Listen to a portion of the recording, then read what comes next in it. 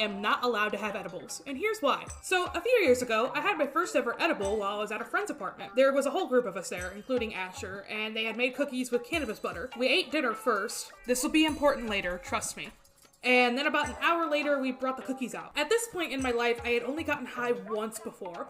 And for those who don't know, edibles give you a completely different, usually more intense high rather than smoking. So in hindsight, deciding to let my second ever high be with an edible was mistake number one. Mistake number two was not heeding my friend's warning when they said I would be getting a full body high and eating a whole cookie when I probably should have only had a fourth of the cookie at most.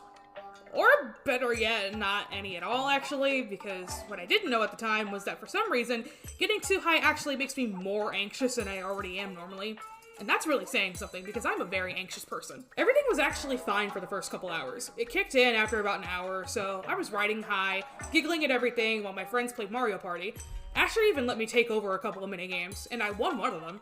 Or at least that's how I remember it. The problems came later on in the night. My brain was going a million miles an hour, and I couldn't keep up. I couldn't tell what was real and what wasn't, and that freaked me the fuck out. And since this was my first time experiencing this, I was convinced I needed to go to the hospital. Guys, I think I need to go to the hospital. Absolutely the fuck not! Asher eventually took me outside to get some air and see if that would calm me down. After about 10 minutes of heavy breathing and trying to rationalize what the hell was going on, I decided the only way to get rid of this feeling was the only way I knew how. Sleeping it off. Asher took me back inside, explained to my friends what was going on, and they brought out a spare mattress so I could crash out in the living room. Asher went to help them bring it out, so she had me stand to the side and specifically told me, do not move. Unfortunately, by this point, I realized I was about to throw up the dinner we had an hour before I ate the cookie. Now, the rest of the story branches off a bit here. There's my version of what happened, and then there's what actually happened. I'll tell you my version first. I get on my knees at this point and start making nauseated noises because my brain was too fried to outright say, I'm about to throw up. Thankfully, my friends catch on and somebody hurriedly brings me a mop bucket, but they didn't put it directly under me, and obviously I didn't want to throw up on the floor.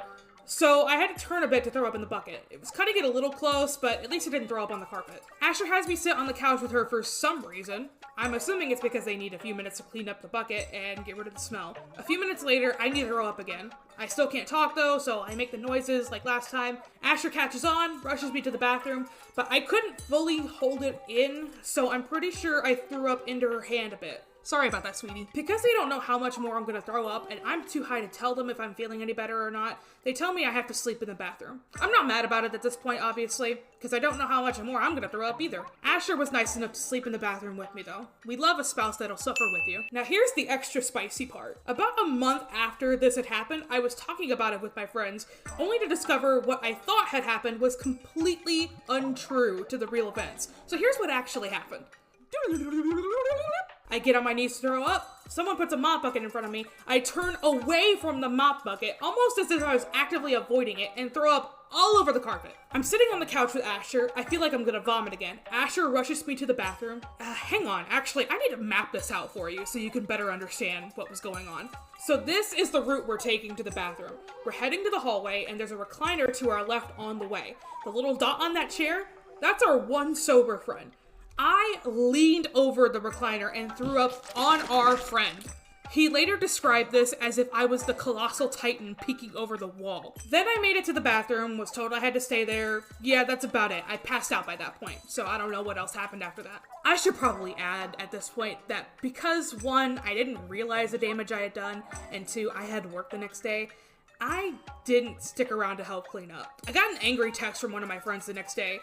Confused me a bit, but I apologized anyway. I can't tell you what exactly my friends thought of me at this point because they were newer friends and I'm obviously not a mind reader, but I imagine they probably thought I was an asshole. Thankfully, a month later, we talked about it and they realized I had absolutely no clue what had happened and all was forgiven. We're all best friends now. A lot of them were even in my wedding. So, the lesson to take away from today's story? Don't ever give me an edible unless you're prepared to face the consequences.